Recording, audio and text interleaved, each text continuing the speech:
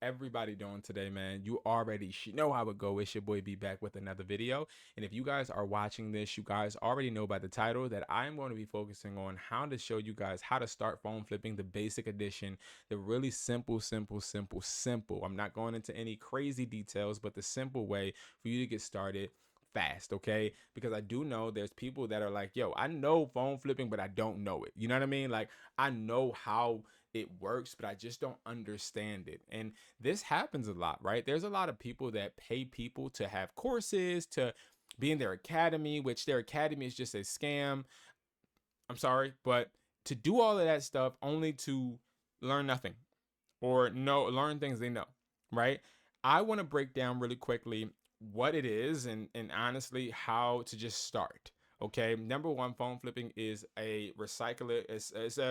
It's a way to recycle your money, right? You're recycling your money and making a little profit from every flip. Okay, you're not making nothing crazy. You're not building a empire by phone flipping. And I tell people this all the time. Phone flipping isn't the win. The win is scaling it. All right, so I'm going to take you guys over here. This is the best way that I can show you how or the power of phone flipping, right? So let's just say we're going to work with the iPhone 11, okay? So the iPhone 11 is the simple phone. It's a phone that right now in the market value, because we do have the phone flipping prices with 50 buyers that you can buy right now on hustlertoldme.com. But the buyer's price list right now, iPhone 11 is worth around market value because it tells you the market value of the phones, $200 to $150. So we'll just say $150 is what a iPhone 11 is worth. Okay, $150.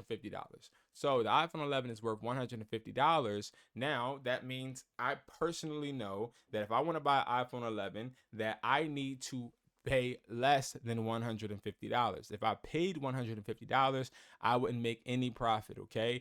Unless I sell to a consumer. Now, you have two different ways to sell phones that you are technically acquiring, right? You can sell them via buyer, wholesale buyer. Now, these are buyers that are in the country or internationally. A buyer in the country is going to pay you faster. A buyer internationally is going to pay you more. Okay, internationally in Trinidad, places like that, they are looking for phones to sell because those phones are worth more where they're at because they can't necessarily get their hands on them. So they need us to get them the devices. They pay a premium. We actually make more money. Okay. Now, in the States, you're going to have people that are buying phones. They're usually middlemen for people overseas, or they're people that are only buying phones just to send to a refurbisher, like the site that I showed you guys on one of my videos already. What was it? It was the how to source high demand smartphone video. But anyway, now we know that we have that 150. A consumer is going to be somebody that will buy a phone because they want to use it. So if I have a daughter, right? My daughter may want a phone one day, and let's say I'm just like, you know what, I need to get my daughter a phone for her birthday. Now I need to go and look on offer up, right? So you list this iPhone that you got for 150 for $250. I'm more willing to pay $250 if that's the lowest or the cheapest phone in the area at the moment. I'll pay that, right? Because it's more valuable to me at that moment. But a buyer is not going to fall for that because no phone is above the program. So no device is going to be worth more than whatever the market value is. That's why you don't want to overpay for the market value. So if you see a phone and you know the market value is $150, you want to then subtract whatever you want your profit to be. So let's say you want your profit to be, you guys know, $50. That means that $100 is the most that you can pay for that device. Now, if that is the case and $100 is the most, you already know that you have to seal a deal for $100.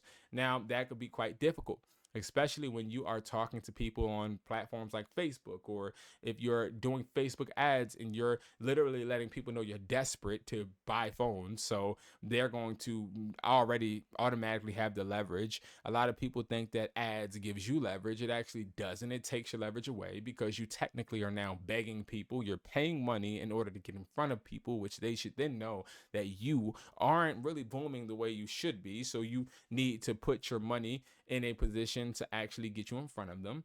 Now they can actually say, nah, I need 150 or I need 175, right? You don't ever want that. So What we do is we actually go and organically search for people that are selling these devices. We then try to do some negotiating and get the phone down to as least as possible. So the $100 currently right here on the screen is not enough, right? We need to subtract more because we need wiggle room. We need to be able to rise the price up to a point where the person we're negotiating with feels like they're winning. Okay. So we're going to subtract this by $40. You heard me right, $40. So that means $60 is going to be the amount that I would pay for this device. Now, if that is the case, then this is going to be a tricky situation. Why will it be a tricky situation, Brandon? I'm going to explain. Because while, yes, we do want to get this phone, this is an extremely low price. Now, this is an example that is very rare. Usually it's going to make sense. It's not going to be $60, but you can start off by saying, hey, looking for phones that are cracked. Hey, I'll take this cracked iPhone 11 for $60. They might say no. I'll do 70. No. All right, man. The most I could do, excuse me, is $100. All right, cool. You take that phone, you pay the $20 to get the phone fixed because this iPhone 11 screen costs like $15, $20. Get the phone fixed. Now you can now sell that device for 150. Now that is an example. There's plenty of other ways and other examples that you can even find on OfferUp or on Facebook where you can actually do the math yourself. And if you have a prices with product value, obviously, or market value, excuse me. But again, that is the way pricing works. Now, when it comes to OfferUp, this is a platform I like to use to phone flip, and the reason is because this is a place where everybody around you post, okay? And when I have people around me posting devices, I want to take advantage of it, okay? So this is why you would use a platform like this, okay? So you're using a platform like this. The normal cadence that I use is I make 10 offers a day. I take off my shipping, and then I only make the radius up to 30.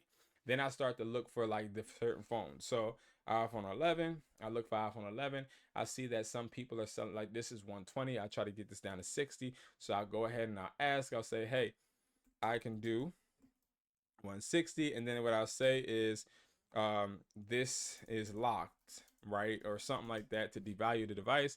They then answer. Once they answer, I try to close the deal. Once you close the deal on here, now it's time to meet them. Now, when you go and meet them, you want to meet them in a public area. Police station is always best, but you can also do a shopping center, shopping, like a Walmart market, like a shopping. Why the heck?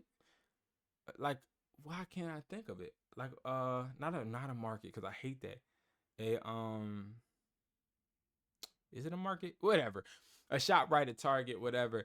Those places, those are where you want to meet. And you want to meet near like a register or near, excuse me, or near a register or near somewhere like a ATM. You can meet in those different places and be able to have surveillance so that if anything does happen, you're okay. All right. I always love meeting in supermarkets. That's what it's called, supermarkets. I love meeting in supermarkets where everybody's hustling and bustling and getting their stuff and have their carts, because that just shows that person, hey, you can't do nothing to me here, man. And then I never leave when they leave. I always wait a little bit. All right. Once you meet them, you do the little transaction. You want to check the IMEI. You want to check the phone's condition. You want to make sure that the phone is unlocked. You want to make sure that the device is in pristine condition, or the condition that you already noted it to be. Once you get that device, then after you get that device, hit your buyer up and sell the phone.